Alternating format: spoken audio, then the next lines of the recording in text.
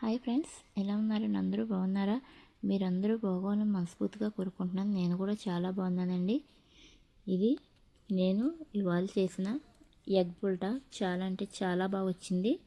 మసాలాతో ప్రిపేర్ చేశాను, చాలా బాగుందండి. మీరు కూడా ఒకసారి మీ ఇంట్లో ఇలా ట్రై చేయండి. చాలా బాగుంటుంది, చాలా సింపుల్గా అయిపోద్ది, 5 మినిట్స్లో అయిపోద్ది. అందరూ కూడా ఎంతో ఇష్టంగా తింటారు. మరి నా ఛానల్ని ఫస్ట్ టైం కనుక ఎవరైనా చూస్తే please like, share and subscribe.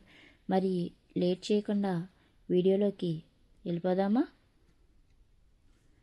మనం దీనికోసం స్టవ్ వెలిగించుకొని ఓ ప్యాన్ పెట్టుకుని అందులో 2 చిన్న సైజ్ ఆనియన్స్ కట్ చేసుకుని 2 పచ్చిమిర్చిని కూడా కట్ చేసి 2 టేబుల్ స్పూన్ ఆయిల్ వేసి ఉల్లిపాయలను ఒకసారి కలుపుకొని మూత పెట్టుకోవాలి. 5 మినిట్స్ తర్వాత మూత తీసి అందులో 2 కరివేపాకు రబ్బలు తురిమి వేసి మళ్ళీ ఒకసారి కలుపుకొని 2 మినిట్స్ పాటు మూత పెట్టి తర్వాత మళ్ళీ మూత ఓపెన్ చేసి అందులో మనం చిటికెడు పసుపు, మనకి రుచికి తగ్గ సాల్ట్ వేసి బాగా ఫ్రై చేసుకోవాలి. అందులోనే మనం 1 టేబుల్ స్పూన్ అల్లం వెల్లుల్లి పేస్ట్ని కూడా వేసి 1 టేబుల్ స్పూన్ కారం, 1 టేబుల్ స్పూన్ గరం మసాలా పొడి కూడా వేసి బాగా ఫ్రై చేసుకోవాలి. పచ్చివాసన పోయేదాకా కూడా స్టవ్ని లో ఫ్లేమ్లో పెట్టుకుని ఫ్రై చేసుకోండి. 5 మినిట్స్ పాటు మూత పెట్టండి. 5 మినిట్స్ తర్వాత మూత ఓపెన్ చేసి మనం మళ్ళీ ఒకసారి కలుపుకొని అందులో 1 గ్లాసుడు వాటర్ వేసుకోవాలండి.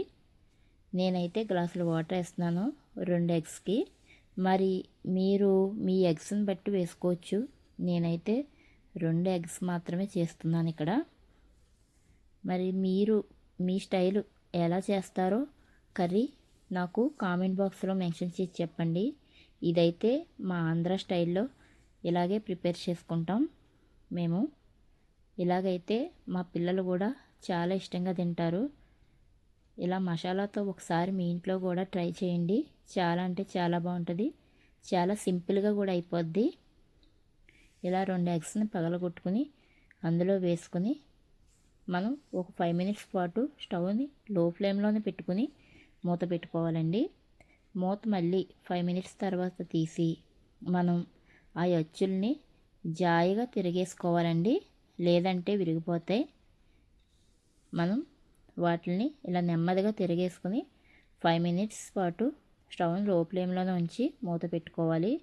5 మినిట్స్ తర్వాత వేడి ఎగ్ పుల్టా రెడీ. మరి ఇలాగ అచ్చుల కింద ప్రిపేర్ చేసుకుని తినడం ఎంతమందికి ఇష్టమో నాకు కామెంట్ బాక్స్లో మెన్షన్ చేసి చెప్పండి. మరి నా కర్రీ ఎలాగనిపించిందో కూడా కామెంట్ బాక్స్లో చెప్పండి ఫ్రెండ్స్.